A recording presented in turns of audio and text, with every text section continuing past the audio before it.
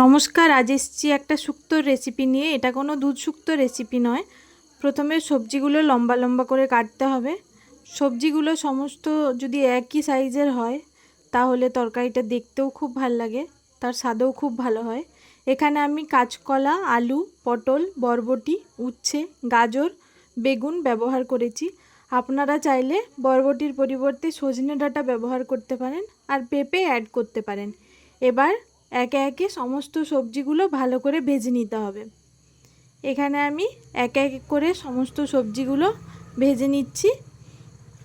তারপর তেলের মধ্যে পাঁচফোড়ন, তেজপাতা, শুকনো লঙ্কা অথবা কাঁচা লঙ্কা ফোড়ন দিয়ে আদা বাটা দিয়ে সেটা একটু কষে নিয়ে দিয়ে দেব গুঁড়ো মশলা, জিরে গুঁড়ো, হলুদ গুঁড়ো, লঙ্কা গুঁড়ো। তারপর দিয়ে দেবো ভাজা সবজিগুলো। সেটা একটু কষে গরম জল দিয়ে দিলেই রেডি হয়ে যাবে এই শুক্তো।